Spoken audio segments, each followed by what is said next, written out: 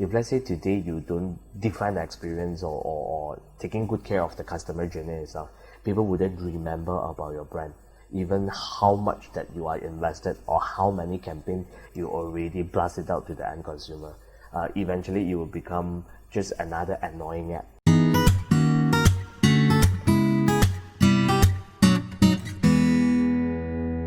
Welcome to the iSearch podcast. Today we have Chee, the director of Demojo, on the show. So Demojo is a creative marketing agency with offices in Malaysia and also Singapore. Today I'll be discussing with Chee on the key components of a successful social media campaign. I mean, especially now when people are spending more time on social media. So welcome to the show, Chee. Thank you very much. Thank you, Benjamin. I'm very, very honored to be here today to share some of the tips on running a successful social media campaign. I believe Benjamin just asked the questions about the key component itself for successful social media campaigns. Actually, you see, name it large corporation, SME, or even agency itself, it's actually kind of impossible to find a company without social media presence. But as customers are turning into social media to source for information, it's very, very important for us to plan the consumer journey from awareness stage to the conversion stage. However, there is certain key components that we will need to question ourselves before we jump right into the strategy itself. First thing first, you have to really ask yourself, what is your objective of jumping into social media platform? Some of the people can just come into social media because of they want to increase their brand awareness. Some brand owners, they actually want to come because they want to increase the brand visibility or even brand remind. But most of the people that jump into social media nowadays is because they want to do sales conversion. Name it, whether they want to go to their own e-commerce website or they want to actually jump it into the all this e-commerce platform. Name it Lazada or Shopee. But there are also certain people that just want to engage with their current customers, whereby they might not able to provide their products or services as of now due to lockdown, due to different limitations of the product and services itself. So what they can actually do right now is to engage with their current customer. So before you jump into what is your strategy, how much do you want to spend, or which platform they want to spend, this is a very, very important thing that you need to ask yourself. You have to get your goal setting, your objective itself. You have to know what is the directions that you're heading to. Alright. So after you identify about your objective itself, next thing you should ask yourself basically is what platform are you going into? There's actually always misstatement, about the platform itself. When the brand owner or even the business owner itself, when they come to the platform selection, they will actually select the platform that they're most active at. Actually, this is something very, very wrong. Why I actually say this is wrong? Because, talking about platform itself, you can name it like Facebook, Instagram, LinkedIn, Twitter, TikTok, or even your own mobile apps. This is also something that a lot of people will miss it out, is their own mobile apps. If you actually have a mobile app itself, you should actually utilize it as one of the social media platforms that engage with the end consumer. So there's some tips, for you guys. But why I actually say you cannot select the platform based on your own preference, because your behavior might be different from your customers. So you have to identify your customer preferred platform, where they are most active at. If let's say they are most active at in terms of Facebook, your content strategy, your social media strategy, or even your spending and stuff should be focusing on Facebook. If let's say, they don't really active in Facebook, you are actually a very visual driven kind of company or products itself, then you should actually focus in terms of Instagram. That's why you have to understand the behavioral differences between all these platforms before you can actually make a selection in terms of the platform itself. After you identify about your goal, after you identify about platform itself, you already know where you're heading and you already know where should you spending your money or even focus your strategy at. The next thing is basically content. For this content itself, I also believe that a lot of you guys can actually go through a lot of different talks, a lot of different broadcasts, or even search Google for a lot of this kind of information to tell you how can you write a very effective content. But for us to see, content's only categorized into two different ways. One is actually push and one is actually pull. This is actually a very simple marketing term that we actually used it last time. One is push. Push is actually all about information centric. When today you have a new product launch, for an example, or when today you have a new promotion, that you launch it to the market itself, you can actually use this information-centered post strategy. You just want your customer to know that you are running this promotion. You just want customers to know that you are actually having this new product that can, solve certain of their problems, or even to help them into getting different experience. But a lot of brand owner or even business owner out there that actually don't utilize on engagement centric, which is the pull marketing strategy that we actually see. My personal comment will be in this way: social content is all about conversational. You want to create conversation between the brand itself and the customers. So just imagine if your content only push marketing, customer would never engage with your brand, and eventually your brand won't become a top of mind when they actually wanted to make the purchase itself. And also think about this thing, has been, getting a lot of push content from you. If today I might not be very interested in buying a product or services as of this stage, I might even unfollow, unlike, or even report your particular advertisement itself. So you're actually wasting money to target wrong target audience. That's why we actually need to provide very useful information as an engagement. Probably just to share one of our successful campaign last time. My client actually doing this product innovation, and they have certain criteria or certain things that we actually love to find out from the end consumer or from their current customer itself. We actually help them to run a survey kind of engagement post in their social media, and actually get all their target audience to actually come and voice their comment, or even raise their issue or raise their concern towards the product itself. Till the end of the day, they actually take all these comments or even reviews itself they put it into consideration for the new product innovation. And eventually when they actually launch the product itself, the customer are actually very happy. They attend to certain issue, or they attend to certain problem the previous version that actually caused. So this is some of the examples that how a good content can actually help your business to actually move forward. So when we actually talk about content itself, please don't limit yourself in terms of what is the format or what is the medium type that you can actually go in. You have to explore more different way. There is a lot of different like motion pictures, or even pictures itself.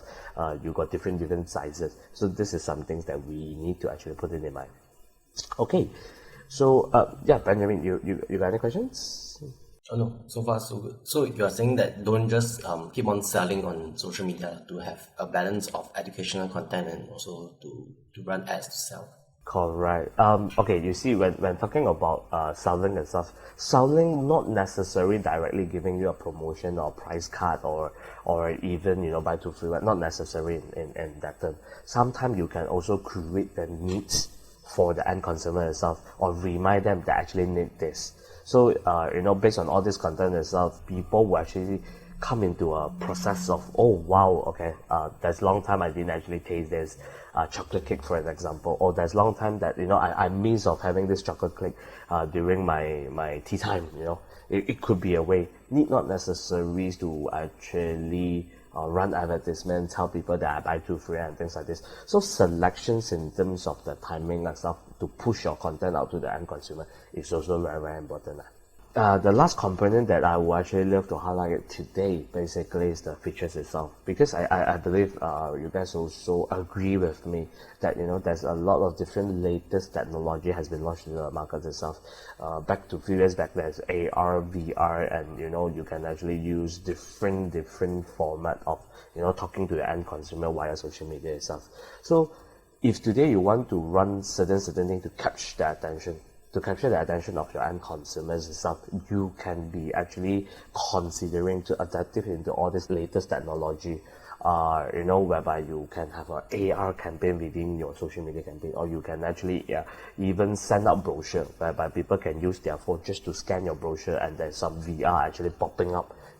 Now people cannot go to your outlet, go to your store. You bring the store to the customers itself. This is actually one of the way that we actually suggest our customer as well.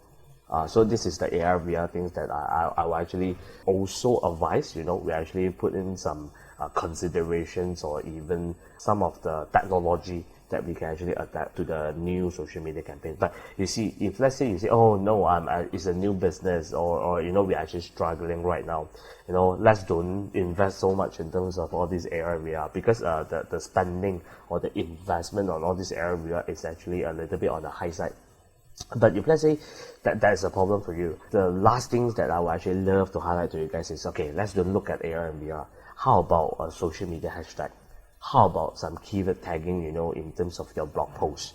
This is also some things that is already there, has been using for quite some time, but sometimes people don't really actually use it as of now, or even the hashtag itself, they would use a very specific hashtag. Guys, I need you guys to be understand as well, when we're actually talking about hashtag, you need to go with generic hashtag, whereby you have to understand how is the customers going to do the hashtag itself.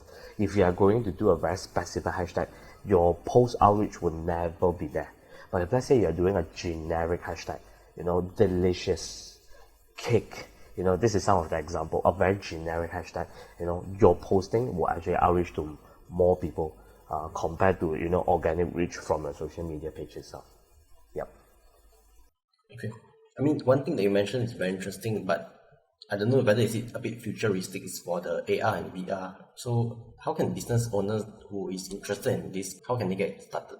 Okay, when you're thinking about AR and VR and stuff, it is a little bit futuristic, but you have to understand why we actually need to use AR and VR and stuff. Like I mentioned earlier, nowadays a lot of people cannot go to a store. Like for an example, just make it an example. If you are a car seller, a car dealer today, people can't actually go to your store to actually visit the car and stuff like this. Today, you can actually make a brochure to send over the brochure to your customers, or even blast it out via your social media itself, images. People can just use web VR to actually scan your brochure itself, and the whole car or even your whole outlet can be actually just blocked out from your phone, and you can actually visit the car, even talk to someone, or even play a video via the web VR itself. So this is actually some of the technology has been using in terms of running, I wouldn't say a very successful social media campaign, but eventually can help you to reach to your customer as of this stage. What is the technology needed to run this kind of video VR thing?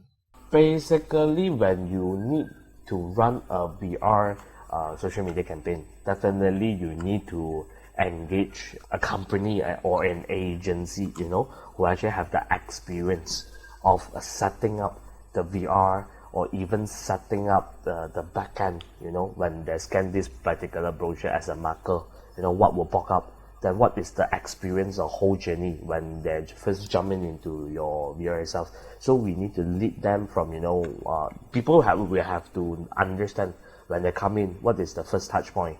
Then from first touch point, how we actually lead them to the second touch point, or eventually, reach out to the brand owner or the business owner to actually ask for more information.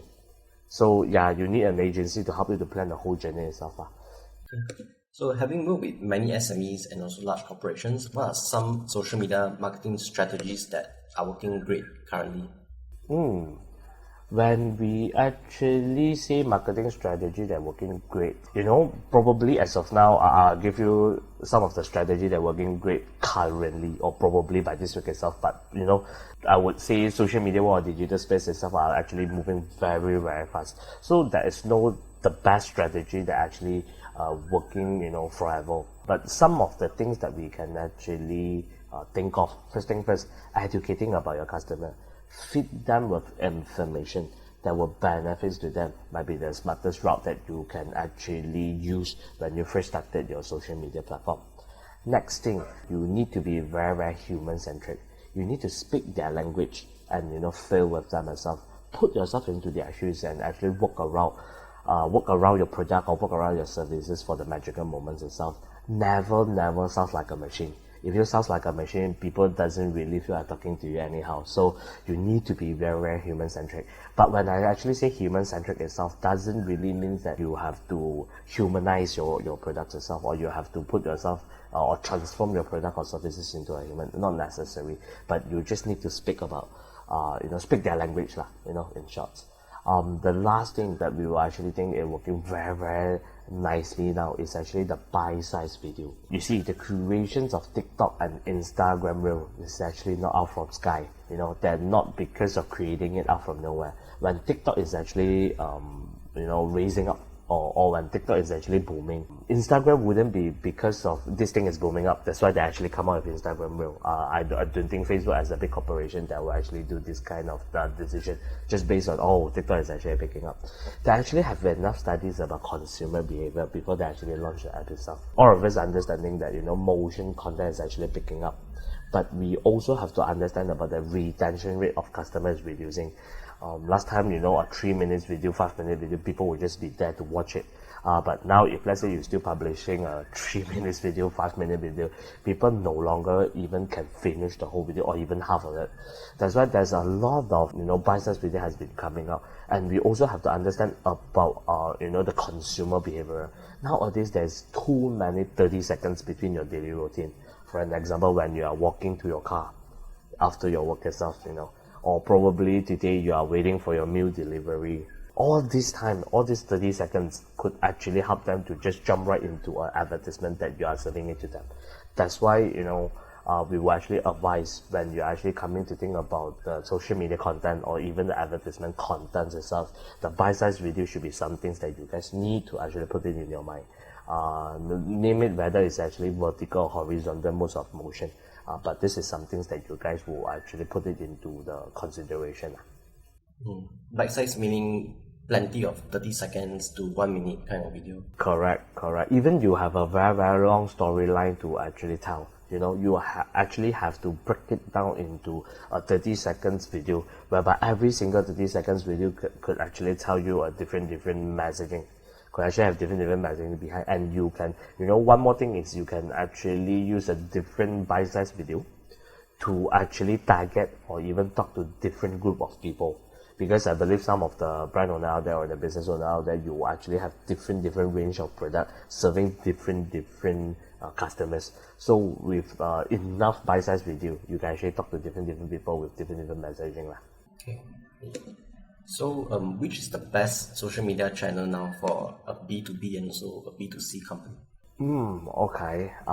This is a very, very good question. Okay. Very, very simple. Back to your objective and back to the first questions itself. When we actually talk about where is your customers, we have to understand where is your customer most active platform. Only we'll go into it. That's why, based on this, I would actually say there's no completely best social media channel for B2B or even B2C itself. One advice that I will actually put it to all the listeners out there, that actually listen to our broadcast today. If you are lacking of manpower, or if you have a limited media spending investment, please do not go to all platforms. You need to pick one most effective channel for your business, and you should actually go all out for that. Do not go into all channel or even repost the same thing without proper communication planning or objectives in mind, because this will eventually make you, lost focus or even, dilute about your spending and stuff. You don't reach to enough frequency to actually get people remember about your brand. But if you really want to categorize it personally, based on our experience or based on our campaign result itself with so many different companies, I would say B2B itself, you can consider LinkedIn, you can consider Clubhouse, and you can even consider Facebook Live Audio Room. I believe Clubhouse and Facebook Live Audio Room is something very interesting that, just popped out within this year itself. When people lock down, broadcasting has been booming up, Clubhouse appear, and Facebook actually come after with Facebook Live Audio Room. So this is some things that B2B business might want to actually expand your network, or even talk to the others business owner, via all these platforms. Talking about B2C itself, you can actually go to Facebook, Instagram, TikTok, or even Twitter. But, all these different platforms have different customers' behavior. Like I say, Facebook itself could be very, very information-centric. Instagram can be very visual-centric, and TikTok could be very, very video-centric. Bite-sized video that I mentioned. But also, guys, have to remember about Instagram Reels, competitor right direct to TikTok itself. it could be something that will booming in the next few months or even the next quarter itself. Yeah. Okay. I think one thing that you mentioned for B2B company in Malaysia, especially LinkedIn, I don't think I have seen many companies posting on LinkedIn very actively and also running ads on LinkedIn very actively as compared to, say, Facebook and also Google. So why do you think this is the case for LinkedIn? Is it because the lack of awareness on LinkedIn or something else? One of the very, very interesting point that I will actually share to you guys, actually LinkedIn itself is a professional network. I believe everyone understand. And based on the study that we actually did it together with LinkedIn itself, we actually find out that a lot of business owners that actually make business decision while LinkedIn itself, that will actually go into LinkedIn to share about their current issue or to even ask for certain review via LinkedIn itself. That's why for us to say LinkedIn is actually a very, very powerful platform, but you need to use it correctly. Like I always mention, social media is about conversational. When I say about conversational, no matter it's in Facebook, Instagram, or LinkedIn itself, you should actually think about how to, communicate with others people. That's why LinkedIn itself has been a very successful platform for business owners to exchange, their comments or to even exchange certain reviews within the platform itself. Yes, I agree with you. In Malaysia itself, there is not so much of brand actually investing, but in Singapore itself, there's a lot of different company has been investing quite a bit in terms of looking in terms of getting the contents out there to tell people what their business is all about, to even share certain latest technology or latest product innovation, or even like I mentioned, they will actually ask for certain comment from the customers itself for the next product innovation. So all this thing is actually happening within LinkedIn itself, and a lot of expensive car brand in Malaysia itself actually running advertisement to target to all these business owner and director. So you have to also ask yourself, if my business is actually B2B, who is my target audience? If I really want to go, talk to all this business owner, LinkedIn probably is actually one of the best platforms that you actually discover. Okay. Sounds interesting. So that's for B2B. For B2C, you mentioned like Instagram Reels is starting to pop up, and also TikTok has been the very hit app for the past 6 months to 1 year. So for business owners, do they have to be the face to do those videos, or they can engage someone else, preferably say their staff or influencers, to do the video on behalf of them? Okay. This have to actually go back to your business direction. Because some of the people, for an example, Asia, Tony Fernandez, he always become the face of the brand itself. Then he can eventually jump out. One of the very, very interesting case study that we can actually see in Malaysia for TikTok itself, like Maidin, the business owner actually jump out to shoot a few different video to actually engage with the end consumer, and the response itself is actually fantastic. So it will actually go back to your business direction, whereby as a business owner itself, do you actually want people to recognize your brand with this business owner? If let's say that's the direction you love to do about all this personal branding and stuff, yes, I will actually say that you can actually use yourself as the face of your brand. But if let's say today you are not that kind of person, you don't want to do personal branding, you just want people to understand about product or engage with your brand itself, you can eventually consider to engage with KOL, or even to create certain different contents within your internal team itself, or even with the agency itself, to actually reach out to the end consumers. Yeah. So this is no right or wrong answer lah. Yeah. All right. Okay. So to wrap up, is there anything else that you would like to share with the audience? Maybe I will just share a little bit about my own experience when I started my own creative agency, Demojo. Very, very simple. When I started Demojo itself, there's actually one core value.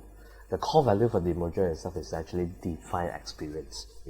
All the marketing campaign out there is for us to define the experience between the brand and the consumer itself. So you need to uniquely define your business experience to the consumer. So eventually it will become a top of mind when they actually need your products or the services itself. If let's say today you don't define the experience or taking good care of the customer journey itself, people wouldn't remember about your brand. even how much that you are invested or how many campaigns you already blasted out to the end consumer. Eventually it will become just another annoying app.